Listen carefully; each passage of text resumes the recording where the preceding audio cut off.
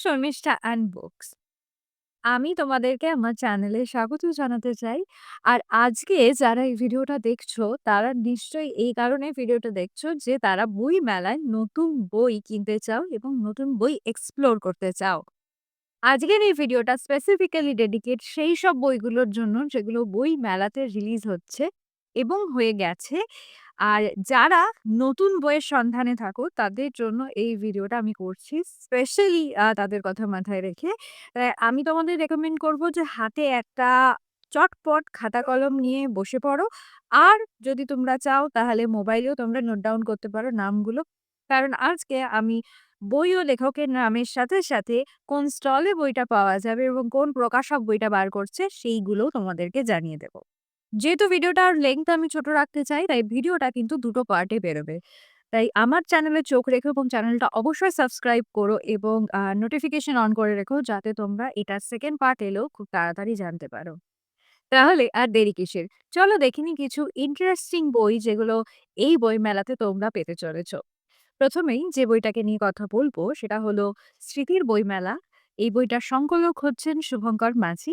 এই বইটাতে কিছু সুন্দর সুন্দর প্রবন্ধ রয়েছে বই মেলাকে কেন্দ্র করে এবং এই বইটা বেরোচ্ছে আখর কথা থেকে। আর আখর কথা স্টল নাম্বার হচ্ছে 515। বাংলা সাহিত্যে নতুন কন্টেম্পোরারি লিটারেচারে সমপ্রেমের ওপর লেখা বই হাতে গোনাই রয়েছে। যে পরিমাণে আমরা অন্যান্য আ বিষয়ের ওপর বই দেখি, তার থেকে অনেক কমই বই বেরোয় সমপ্রেম নিয়ে, সমলৈঙ্গিক সম্পর্ককে নিয়ে। তো এই যে বইটা, এটা হচ্ছে 'সবুজ দ্বীপ'। এটা লিখেছেন ত্রপিতা ঘোষ দস্তিদার। এটা একটা উপন্যাস। এই উপন্যাসটা প্রকাশিত হয়েছে দ্য ক্যাফে টেবল থেকে এবং ক্যাফে টেবলের স্টল নাম্বার হচ্ছে ৩৮২। এই উপন্যাসটা নিয়ে আমি নিজেও একটু এক্সাইটেড আছি। কারণ এটার যে সামনের প্রচ্ছদটা, সেটাও ভীষণ একটা ওই জাপানিজ অ্যানিমে ভাইব দিচ্ছে আমাকে। ৩ নম্বরে রয়েছে 'শ্যামলা গাঁয়ের গল্প', লিখেছেন গোবিন্দ বিশ্বাস। এটা বেরিয়েছে কালি কলম ইজেল থেকে। কালি কলম ইজেলকে তোমরা পাবে লিটল ম্যাগাজিন প্যাভিলিয়নে। এই লেখাটা হচ্ছে স্মৃতিকথামূলক লেখা যেখানে লেখক গ্রাম্য জীবনে তার যে শৈশব কেটেছে, সেই গ্রাম্য জীবনেরই টুকটাক কথা সাজিয়ে এই বইটা লিখেছেন। লিস্টের ৪র্থ নম্বরে রয়েছে উবায়েত হকের 'জল নেই পাথর'। 'জল নেই পাথর' প্রকাশিত হচ্ছে প্ল্যাটফর্ম থেকে। স্টল নাম্বার হচ্ছে ৬৬৮।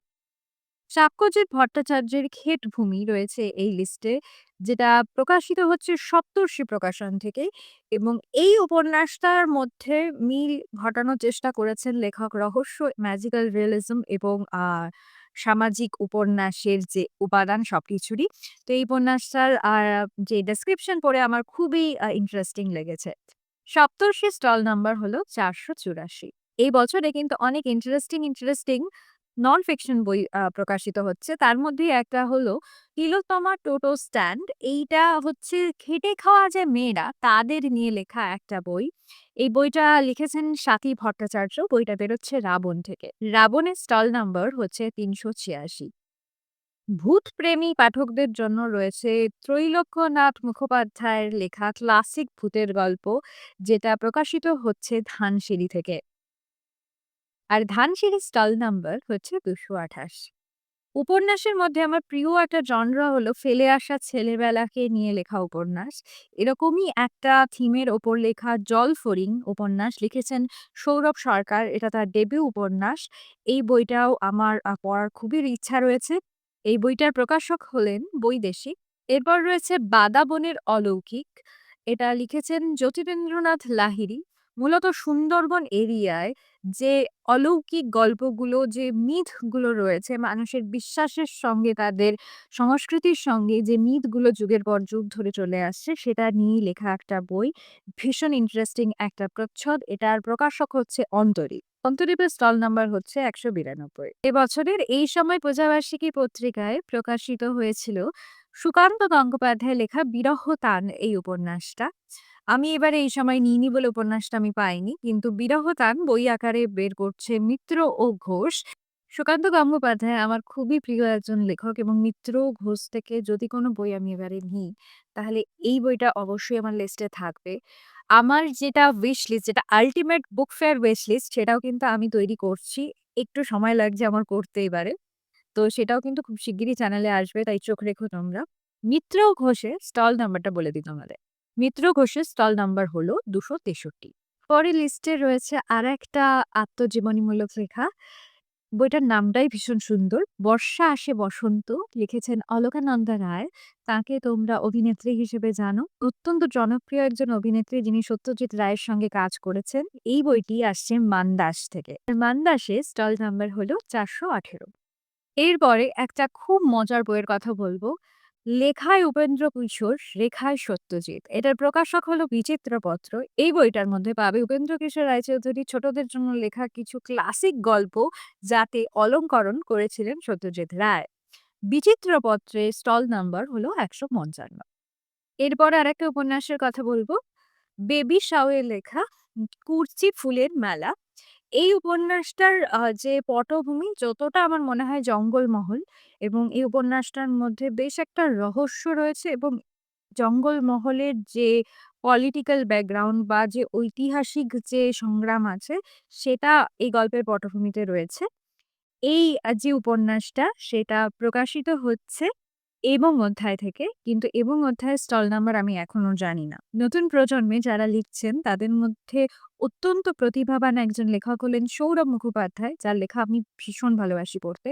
সৌরভ মুখোপাধ্যায়ের নতুন উপন্যাস 'ধুলো খেলা' আসছে পরম্পরা থেকে। পরম্পরার স্টল নাম্বার হচ্ছে ৩৫৫। এই লিস্টের শেষ বইটা হচ্ছে গ্রাফিক নভেল প্রেমীদের জন্য 'আ কন্ট্রাক্ট উইথ গড', যে বইটা তর্জমা করেছেন চারুবাদিত্য, যাকে তোমরা অনেকেই 'লুবলু পৃথিবীর' জন্য জানো। তার আঁকার স্টাইল আমার ভীষণই ভালো লাগে, এবং এই ১ম তিনি কিছু অনুবাদ করেছেন এইরকম একটা ক্লাসিক কাজ থেকে। বইটা আসছে বুক ফার্ম থেকে। আর বুক ফার্মের স্টল নাম্বারটা আমি স্ক্রিনে দেখিয়ে দিচ্ছি। আজকের ভিডিওটা এখানেই শেষ করছি। খুব শিগগিরই পার্ট 2 নিয়ে আমি চলে আসবো চ্যানেলে। তাই স্টে টিউন, আর নোটিফিকেশনটা অবশ্যই অন রেখো।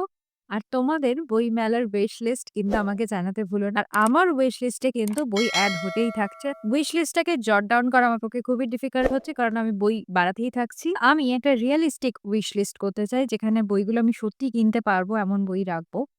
তো সেই কারণে একটু সময় লাগছে সবকিছু কাটছাঁট করতে। কিন্তু খুব শিগগিরই সেই ভিডিওটাও আসবে। চুটিয়ে বইমেলা এনজয় করো।